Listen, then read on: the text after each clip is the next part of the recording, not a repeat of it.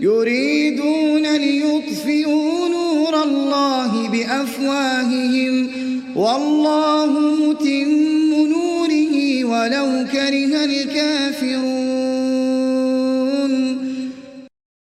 Good evening and welcome. Let's not mince words tonight. We talk about banning Hafiz Saeed and Zakir Rahman Lakwi, and I say tonight we must, because these people mix venom and religion to spread violence. They pay for the guns and the mercenaries and the suicide bombers.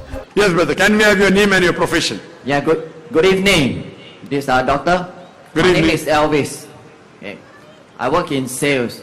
I just have a question here. How do you view ISIS?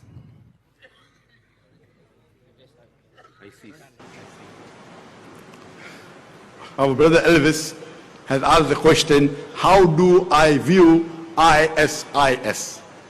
Brother, what is the full form of ISIS? Islamic State. Of Iraq and Syria. I know the form, I'm asking you, because you asked the question. What is my view regarding ISIS, Islamic State of Iraq? And my view is they are actually anti-Islamic State of Iraq and Syria. Because no Islamic person, leave aside Islamic State, no Islamic person will ever kill any innocent human being. Because Quran is very clear in Surah Maida, chapter number 5, verse number 32.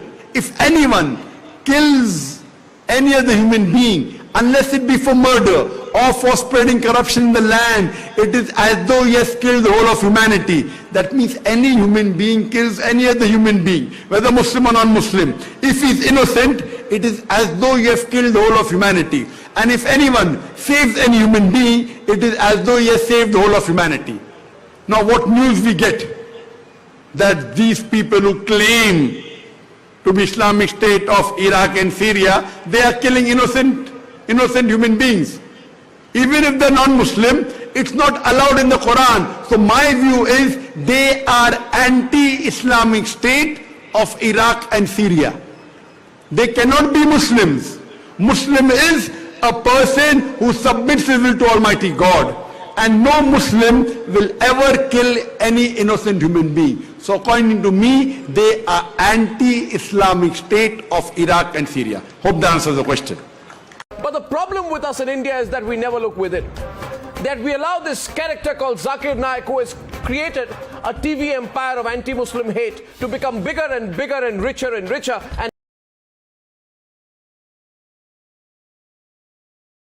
bigger and richer and richer, and bigger and richer and richer, and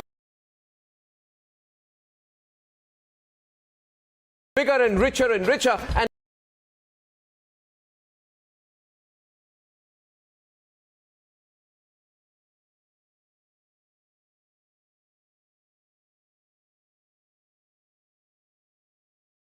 now that it has been proved that he inspired the terrorist strike in Dhaka, we don't know where to look.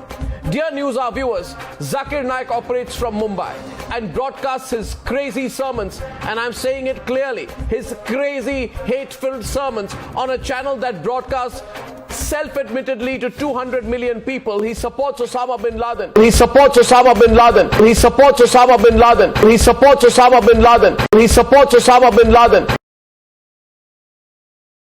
From non-Muslim brother on the slip, as Christopher Lobo asks, how can you prove that 9/11 was an inside job?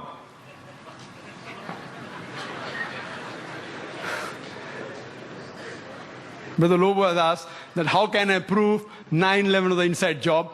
I've got the proofs, I can repeat the proof, it has been proven by other people. Just a few days back, there was an article that came in the newspaper that 75 professors of US, they say, they believe that 9/11 was an inside job. And in the article, it was mentioned, it came in Times of India, I think on the 7th of September.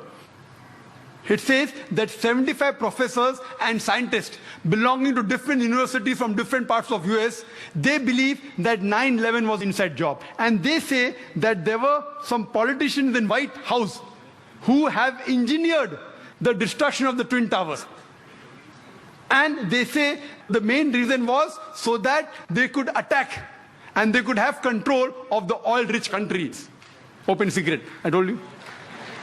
One of the professors by the name of Steve Jones, he says that we do not believe that 19 hijackers and a few men in the cave in Afghanistan could have done such a professional job alone. They could not have done it. He supports Osama bin Laden. He supports Osama bin Laden. He backs suicide bombing. He abuses all non-Muslim religions. He says the propagations of all religions other than Islam is essentially wrong. He abuses all non-Muslim religions. Kalimatin sawa'im baina bainakum. Come to common terms as between us and you. Which is the first term? Allah na'budu illallah. That we worship none but one Almighty God. So the Quran says, let the people of different religions come to common terms. What is different, we can discuss tomorrow. Let us agree to follow what is common. And one thing common in all the religion is to believe and worship only one God. His words today inspire terrorist attacks all over the world. The ISIS module in Bangladesh was inspired by him. The man behind the London and Glasgow bombings was inspired by him. The man who plotted the Al-Qaeda suicide bombings on the New York subway was inspired by him. We in India know all this. Our politicians know all this, and yet they won't act. We have, ladies and gentlemen, in our midst and on our soil, using our Indian passport, a man who inspires terrorist groups across the entire planet, and yet we won't act. And why?